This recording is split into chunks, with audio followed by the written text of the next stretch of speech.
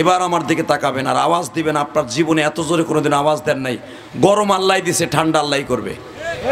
পৃথিবীর কোনো বাদশার ক্ষমতা নাই এই জমিনকে ঠান্ডা করতে পারে। কথা কন না কেন? যেই বাচ্চা গরম দিছে ওই বাচ্চা ঠান্ডা করে দিবে। আজকে 21শে এপ্রিল আমি সাক্ষী রেখে গেলাম এই জলঢাকা নীলফামারী, এই উত্তরবঙ্গের ঐতিহ্যবাহী একটা থানার নাম জলঢাকা নীলফামারী। এই 21শে ফেব্রুয়ারি আমি বলে গেলাম, যেই মালিক এই পৃথিবী বানিয়েছে, এই মালিক গরম দিয়েছে, 21শে ফেব্রুয়ারি মালিকই ঠান্ডা করে দিবেন। এই জমিন ঠান্ডা করতে আমার আল্লাহর 1 ঘন্টা বৃষ্টির দরকার, 1 মিনিটের বৃষ্টির দরকার। কথা ঠিক না বে ঠিক? আল্লাহ জমিনকে বলে দিবেন আমার বান্দার কষ্ট হইতেছে। বিশেষ করে আমার বাংলাদেশের মুসলমানের কষ্ট হয়। বাংলাদেশ ছোট্ট দেশ, এই দেশের প্রত্যেক ঘরে ঘরে ফ্যান নাই, ইলেকট্রিসিটি নাই, এরা রাত্রে ঘুমাইতে কষ্ট হয়। জমিন রে, অন্তত তুই গরিবের দিকে তাকায়া ঠান্ডা হয়ে যা। আমার মালিক পারে না? পারে? নিয়ত আছে? ঠান্ডা হোক চান? দেখে হাত দুটো এবার উঠান, আল্লাহকে একটা ডাক দেন, দেন ডাক দেন, জোরে একটা ডাক দেন। আল্লাহ বলে ডাক দেন, ডাক দেন। 21শে ফেব্রুয়ারি ডাক দাও, এই নীলফামারী, এই নীলফামারী জলঢাকার মুসলমান, আল্লাহকে জোরে একটা ডাক দাও, দাও জোরে ডাক দাও। 21শে ফেব্রুয়ারি, 21শে এপ্রিল, 21শে এপ্রিল জোরে একটা ডাক দাও, আল্লাহকে জোরে একটা ডাক দাও। 21শে এপ্রিল আল্লাহকে জোরে একটা ডাক দিয়ে দেখায় দাও। আল্লাহ দিনের বেলা তাকায় দেখো 21শে এপ্রিল, মালিকরা এই জমিনটা তুমি ঠান্ডা করে দিবা। এই দিনের বেলা তুমি দেখো জমিনের উপরে থাকতে পারি না, কবরে কেমনে থাকো। আল্লাহ যদি এই গরমের মধ্যে কাউরে দাফন করা হয়, মাত্র 4 ঘন্টা পরে লাশটা ফুলিয়া ফাটিয়া পায়খানা প্রস্রাবের রাস্তা দিয়া গাল দিয়া নারী বলি পয়সা বের হয়ে যাবে। আল্লাহ তোমার পাগল গুলি জ্বালিয়া 21শে এপ্রিল আজকে কবরের কথা চিন্তা করে যারা তোমার ডাক দিছে, এদের জীবনের সবার গুনাহ মাফ করিয়া দাও। এদের যাদের বাবা মা কবরে মালিক, তাদের কবর গুলা জান্নাতের বাগান বানায় দাও। আল্লাহ আমি মুসাফির দোয়া করে গেলাম, এই গরমের মধ্যে তোমার পাগলগুলো বসে আছে, আমার নিজে আশ্চর্য লাগতেছে। এই হাজার হাজার মানুষ বসে আছে, দাঁড়ায় আছে। আল্লাহ যারা দাঁড়ায় আছে, বসে আছে, এদের সকলকে মাফ করে দিবা। বাজান আল্লাহর কাছে চাইলে পাওয়া যায় না? যায়। আল্লাহর কাছে চাইলে সবই পাওয়া যায়। কথা ঠিক না বে ঠিক? চাইলে সব পাওয়া যায় না? আমি একটা জ্বলন্ত প্রমাণ দিয়ে যাই, মওলার কাছে চাইলে এমন কোনো জিনিসটাই তিনি দিতে পারে না। আজকে শেষ মোনাজাতে আল্লাহর কাছে যখন আমার সাথে আখিরি মোনাজাত করে কাঁদবেন, আমার মন বলে চোখের পানির সাথে বৃষ্টির পানি আজকে রাত্রে নামতে পারে ইনশাল্লাহ বলেন। আমি যখন বিমানবন্দরে বিমানে উপরে ছিলাম, প্রায় 16,000 ফিট উপরে বিমানে আসার সময় বিমানের পাইলট ক্রুজ বলতেছে, হুজুর দেখেন আকাশে কি মেঘ, কিন্তু নিচে নামে না। বলতেছে কেবিন ক্রুজ বলতেছে, দেখেন আসমানে কি মেঘ, বিমান চালানো কষ্ট হয়ে যাইতেছে, বিমান কাঁপতেছে মেঘে, হালাকে নিচে নামে না। আমার আল্লাহ পরীক্ষা করতেছে, আল্লাহ দেখতেছে আমার বান্দা কতটুকু চোখের পানি ফেলতে পারে। যদি বান্দা ঠিকই চোখের পানি ফেলায়, আমি আল্লাহর কাছে কাঁদে, আমি আর জাহান্নামকে গরম রাখবো না, আমি জাহান্নামকে ঠান্ডা করে দেব ইনশাল্লাহ বলেন। বাবা বৃষ্টি হোক আজকে রাত্রে, চান না? তা আসমানে ভাই আল্লাহর কাছে একটা দোয়া করছি মুসাফির অবস্থা, আল্লাহ আমি যেন যাইয়া দেখি আমার ভাইরা পুরা মাঠটা ভরে গেছে, আর তাদের চোখের পানি যেন পড়ে, আর চোখের পানির সাথে যেন রাত্রে বৃষ্টি নামে। আমি আল্লাহর বিমানে বয়ে বয়ে কইছি, তা আমার মনটা যেন কেন বলতেছে আজকে আমার আল্লাহ আজ অথবা কাইলের মধ্যে, আগামীকালকের মধ্যে আল্লাহ জমিনটারে ঠান্ডা করে দিতে পারে ইনশাল্লাহ বলেন। আবহাওয়াবিদরা বলতেছে এই সপ্তাহ পুরো এরকম গরম থাকবে। আরে ভাই আবহাওয়াবিদরা তো নিচের খবর কয়, উপরে খবর তার জানে না। উপরে খবর কে জানে? ওই আল্লাহ যদি দিয়ে দেয়, কেউ ক্ষমতা নাই বৃষ্টি ফিরাইতে পারে ইনশাল্লাহ বলেন। মারহাবা বলেন তো। আল্লাহর কাছে যদি চাওয়ার মতো আমরা আজকে চাইতে পারি, 100% আল্লাহ দিয়ে দিবে।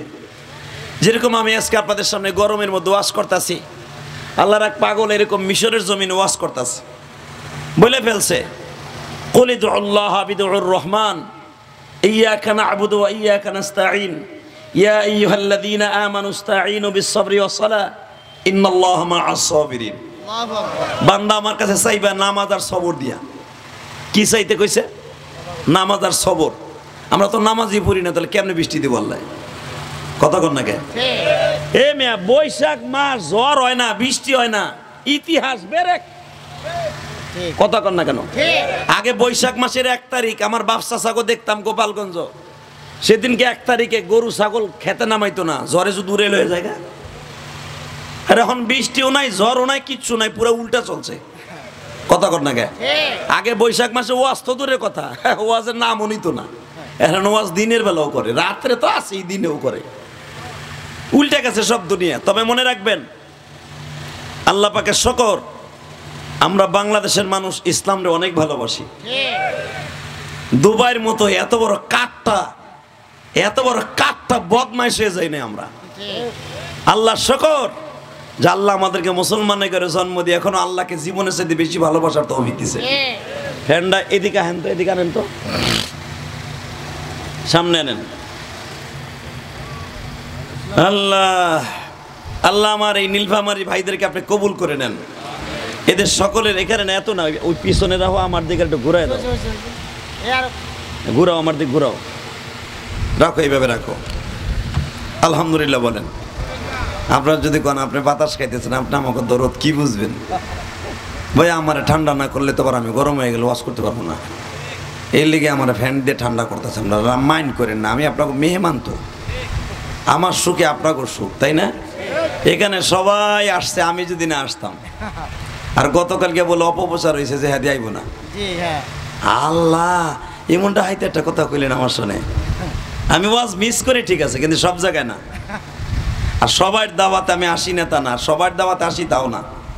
কমিটমেন্ট ঠিক থাকলে, কমিটি যদি আলহামদুলিল্লাহ ঠিক থাকে, ইলিয়াস রহমান জেহাদির জিন্দিগিতে নাই কোন ওয়াজ মিস করছি আমি, আলহামদুলিল্লাহ বলেন। কারণ আমি ওয়াজ করি ডেলি, রাত্রে হইলেও একটা, দিনে রাত্রে হইলে একটা, দিনে হইলে একটা। আমি রাত্রে কোনোদিনও 2টা-3টা ওয়াজ করি না, আমি একটাই ওয়াজ করি। অতএব আল্লাহর শুকর, আমরা বাংলাদেশে জন্ম নিয়ে গর্বিত। আল্লাহু আকবার। বাংলাদেশের মতো এত সুন্দর ক্ষেত খামারি, ডাইনে তাকাইলে ক্ষেত, বামে তাকাইলে ক্ষেত। এই যে মরিচের ক্ষেত, পাতাগুলো এত ভিটামিন যুক্ত, আপনি জানেন? এই পাতার দিকে যদি আপনি তাকায় থাকেন, আপনার চোখের জ্যোতি বাড়বে। আলহামদুলিল্লাহ। এত সুন্দর কথা কইলাম, তাও জোরে কয় না। এই যে আপনাদের ভুট্টো ক্ষেত, ভুট্টো বলে না? এই ভুট্টা পাতার দিকে আপনি তাকায় থাকবেন, যারা নিডান কুরান ভুট্টা এইভাবে তাকায় থাকবেন, চোখের জ্যোতি কোনোদিন নষ্ট হবে না। আপনি জানেন, কলা গাছ যারা বাগান বানাইছেন, কলার পাতার দিক তাকায় থাকবেন। কলার পাতায় আপনার চোখের পয়জনগুলো টেনে নিয়ে নতুন অক্সিজেন ছেড়ে দিয়া, চোখের পয়জন দূর করে দিয়া চোখের জ্যোতি আল্লাহ বাড়াই দিবেন। আমার বাংলাদেশের মতো এত সুন্দর সোনার দেশ কোথাও নাই। বাংলাদেশে গজব আসবে কা ইনশাল্লাহ। এই যে মাঝে মাঝে একটু গরম, এটা থাকবে না। এই যে দেখেন মেঘ শুরু হয়েছে, ইনশাল্লাহ বৃষ্টি আয়া পারবো। মারহাবা বলেন, ইনশাল্লাহ বলেন, আল্লাহুম্মা আমিন বলেন। তাকায় দেখ আমার আসমানের দিকে, হাল তারা মিন ফুতুর, কেমনে বানাইছি। সুম্মার জিল বাসার হাল তারা মিন ফুতুর। এই বান্দা তাকায় দেখ আমার আসমানে কোনো খুঁটি লাগাই নাই, কোনো খুঁটি নাই আমার আসমানে। 7 আসমান, এক আসমানের থেকে আর এক আসমানের দূরত্ব 500 বছরের রাস্তা। সুবহানাল্লাহ। আসতে গেলে বাতের রোগে ধরবে, বোবা হয়ে মরবা বুড়া গুলা। বললাকে লাগলে কাছাকাছি 1 সপ্তাহের মধ্যে ছোড়ো না। এখানে ভাইয়া ফার্মের মুরগি, একসাথে বলেন আরো জোরে, আরো জোরে। মালিক দেখো তোমার সুবহান বলে ডাক দিছে, তোমার প্রশংসা করছে। কোন পৃথিবীর প্রেসিডেন্টের প্রশংসা করে নাই। আল্লাহ এদের জীবনের গুনাহ মাফ করে দাও। আরো জোরে বলেন আমিন, আরো জোরে করেন আমিন। বাংলাদেশের তাফসির জগতের নক্ষত্র যে তাফসির শিখিয়েছেন, সে এখন আর আমাদের দেশে নাই, সে কবরে। ঠিক না ঠিক? আল্লামা দিলওয়ার হোসেন সাইদি বাংলাদেশে প্রথম তাফসির শিখেছে, তাকেই বলা হতো মুফাসসির। আর আমরা যারা এখন মুফাসসির দেখাই, এগুলো আসলে মুফাসসির না, এমনও বক্তা বাংলাদেশে আছে ফুইলা ফুইলা কোন সিগা মোজারে বানানোর কোন সিগা না হোসর তাও জানে না। মুমতাজের মতো কণ্ঠ ভালো বক্তা হয়ে গেছে, ভাইরাল বক্তা। কথা কন না কেন? মুমতাজ ক্লাস 2 পাস, 2 পড়ছে, 3 2টা ফেল মারছে। এই চাচি মুমতাজ বাংলাদেশের বাউল শিল্পীদের সভাপতি। কথা কন না কেন? হালাকে আকাশ দেওয়ান মাস্টার পাস, আর দাম নাই। আকাশ দেওয়ান নিজে গান লিখতে পারে, গাইতে পারে, শুইতে পারে, বৌরি দিয়ে গাওয়াইতেও পারে। হে বেটা কিন্তু সভাপতি না, সভাপতি হলো চাচি মুমতাজ, 2 পাস 2। তো বাংলাদেশে এমনও বক্তা আছে মোজারে বানানোর কায়দা জানে না। আজকে বাংলাদেশের সুপারস্টার বক্তা। কথা কন না কেন? তার নামের শুরুতে হে মৌলানা পাশ করে না, হে মুফাসসিরে কোরআন, আলহাজ হযরত মাওলানা মুফতি মুফাসসিরে কোরআন, সারা গায়ে চুলকানি, কত কিছু লেহে। বাতুলের আগুন, আতঙ্ক, আরে সুবহানাল্লাহ, নামগুলো দিহি আর হাসি যে আল্লাহ সবই তোমার কুদরত। যেরকম মারহাবা, সবই মুমতাজের মতো খেলা। মুমতাজ যদি বাংলাদেশের স্বনামধন্য প্রিন্সিপাল হইয়া ডক্টর না হইতো, এই বক্তাগুলা জীবনে এই সিফার মধ্যে পড়ে থাকতো।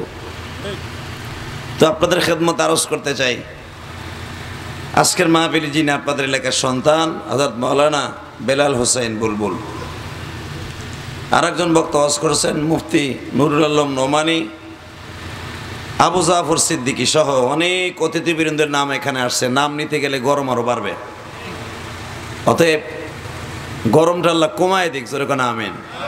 আরো জোরে বলেন আমিন, আরো জোরে বলেন। তো সমস্ত প্রশংসার মালিককে আল্লাহ নাম আসতে বললে উনি বেজার হয়। জবান আল্লাহ দিছে, এখনো স্ট্রোক করে গাল বেহা হয়ে যায় নাই, গাল এখনো ডিজিটাল হয়ে যায় নাই। গাল যখন সুন্দর আছে, কণ্ঠ আওয়াজ আছে, আমার মালিককে দেখাই দেন তো বৃষ্টিটা নামুক, ঠান্ডা হয়ে যাক জমিনটা, জাহান্নামকে আল্লাহ ঠান্ডা করে দিক। একসাথে বলেন সমস্ত প্রশংসার মালিককে আরো জোরে। এখানে আসার তৌফিক কে দিছেন? যেইবার তৌফিক কে দিবেন? সব কাজের শুরুতে কার নাম নেবেন? খানা খাওয়ার সময়, পানি খাওয়ার সময়, সুদ খাওয়ার সময়। এই জন্য তো বৃষ্টি আহে না, এই জন্যই তো আহে না। সুদ খাওয়ার সময় আল্লাহ নাম নেওয়া যাবে না, ঠিক না ভাই? ঠিক। আসলে এই নীলফামারীর মধ্যে জল ঢাকা একটা ঐতিহ্যবাহী থানা, এই থানাটারে সরকারও ভয় পায়। আমরা গোপালগঞ্জের মানুষ, আমরা জানি। আমার শাশুড়ি শেখ হাসিনা কোন কোন থানা ভয় পায়। এই জল ঢাকা একটা বিশাল বড় কুদাকুদিক থানা, ইসলামের দুর্গ। অতএব আলোচনা বেশি সময় করব না। আমি আসছি কিন্তু সেই বেলা 12:30টায়, 10টার ফ্লাইটে আসছি। সকালবেলা ঘুম হয় না, মাহফিল শেষ করে গতকালকে টাঙ্গাইল সখীপুর থেকে বাসায় গেছি রাত 4টায়। ফজরের নামাজ পড়ি বিমানবন্দরে রওনা দিছি, কারণ 10টায় ফ্লাইট যখন, আমার কেরানীগঞ্জ থেকে আসতেই পেরে 2-2.5 ঘন্টা সময় লাগে, আরও যদি জাম লাগে। এই জন্য তো মেহরবানি করে যতটুকু সময় আলোচনা চলবে আমলের নিয়তে শুনবেন ইনশাআল্লাহ। আমার মন কেন যেন বলতেছে আপনারা খুব জান্নাতি মানুষ। পাম দিলাম আর কি, পাম। তবে পামটা কিন্তু আমার নিজের থেকে দেইনি, হাদিস থেকে দিছি। তাসবিহাতুন ওয়াহিদা বাইনাস সামাওয়াতি ওয়াল আরদ। কেন দিছি জানেন? এই জল ঢাকার মানুষ, নীলফামারীর মানুষ, রংপুরের মানুষ, উত্তরবঙ্গের মানুষগুলি যদিও এদেরকে ঢাকা এলারা মফিজ কয়, কিন্তু মফিজ ব্যক্তি একজন উদারওয়ালা মানুষ ছিল। মফিজ যেই ব্যক্তির নাম ছিল, ওই লোকটা ডাইরেক্ট জান্নাতে যাবে। যদি কোন কেমনে ফতোয়া দিলেন, তার ইতিহাস আমরা শুনছি। সে পর উপকারী ছিলেন। এই বাংলাদেশের ভিতরে শেরে বাংলার মতো একজন পর উপকারী ব্যক্তি ছিলেন তিনি, এই মফিজ। আরে মফিজ যদি আমরা গোপালগঞ্জ জেলার হইতাম, তাও জান্নাতে যাইতে পারতাম। এই মুসলমানের বলা, এই মিডিয়া ফিডিয়া, আর ডিস্টার্ব করবি না। এগুলো যন্ত্রণায় দেশ ছেড়ে পাকিস্তান জমগা। আল্লাহ শুধু একটা কথার উত্তর দিবেন, এই জমিন থাকার জায়গা না। কথাটা বাস্তব না অবাস্তব? এই জমিনে যত বড় বড় রাজা বাচ্চা ছিল তারা আছে না গেছে? হ্যাঁ গেছে না? আপনার আমিও যাব, এখন যারা আছে তারাও যাবে, কেউ রাখতে পারবে না। রাখার কোনো সিস্টেম নাই। দুনিয়ায় যে যত বেশি থাকতে চাইছে আল্লাহ তত তার বেশি লাত্তি উষ্টা খাওয়াইয়া দুনিয়ার থেকে নিয়েছে। যে বেশি ক্ষমতা করছে ওরে আল্লাহ ক্ষমতার বাঁশ ঢুকাই দিয়ে তারপরে নিছে। শুধু একটা কথার উত্তর দিবেন, যখন এই দুনিয়ায় থাকতে পারবো না বাহাদুরি করে কোনো লাভ নাই, ঠিক না ঠিক? হারাম কামাইয়া হারাম খাইয়া এই দুনিয়ায় বসবাস করে লাভ নাই। শুধু একটা কথার উত্তর দিবেন, সুদ খাওয়া কোনোদিন হালাল হতে পারে না। এই তীব্র গরমের মধ্যে যারা বসে আছেন, আমি আল্লাহর কালামকে সামনে নিয়ে বলছি, আপনাকে জাহান্নামের আগুনে জ্বলতে হবে না।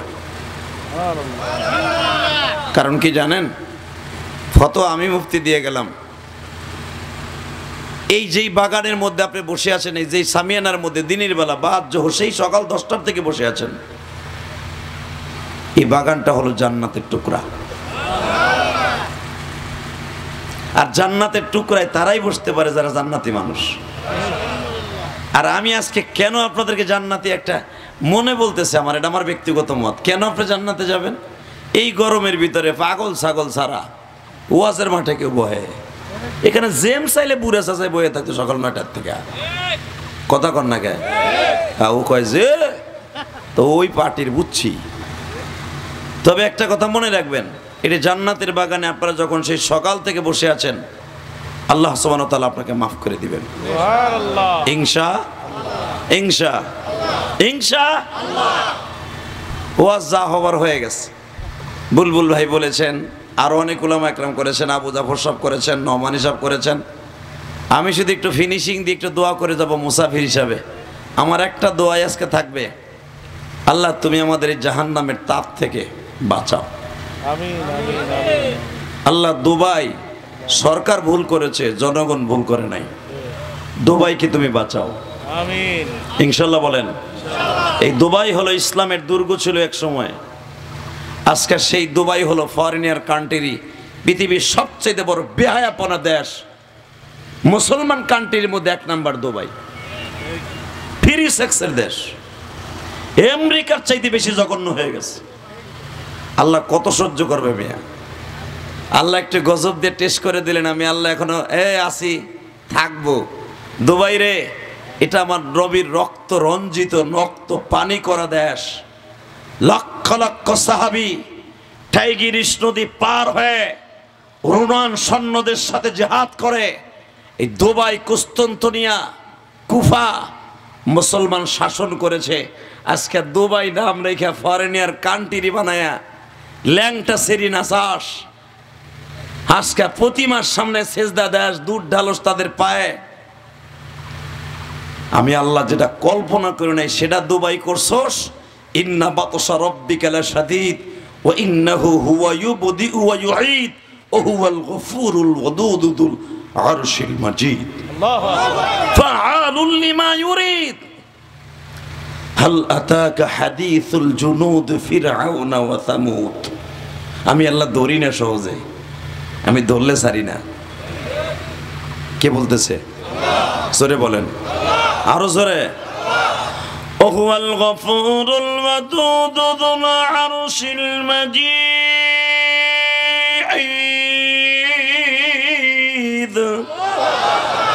ফাআলুল লিমা ইউরিদ। হাল আতাকা হাদিসুল জুনুদ ফিরআউনা ওয়া সামুদ। বান্দা তুই ভাবিস না আমি বুড়ো হয়ে গেছি, তুই ভাবিস না আমি দুর্বল হয়ে গেছি, আমি তোর বাপ চাচার মতো, তোর দেশে শেখ হাসিনা খালেদার মতো না। আমি এমন একজন বাদশা, তাবারাকাল্লাযী বিয়াদিহিল মুলক ওয়া হুয়া আলা কুল্লি শাইইন কাদির আল্লাযী খালাকা সাবআ সামাওয়াতিন তিবাকা মা তারা ফি খালকির রহমান মিন তাফাবুত। মারহাবা বলেন। তাবারাকাল্লাযী বিয়াদিহিল মুলক, আমি এমন একজন বাদশা, এমন একজন প্রেসিডেন্ট, তাবারাকাল্লাযী বিয়াদিহিল মুলক, সারা পৃথিবী আমার হাতের মুঠোর মধ্যে। আল্লাযী খালাকাল মাউত, সর্বপ্রথম আমি মৃত্যু বানাইছি।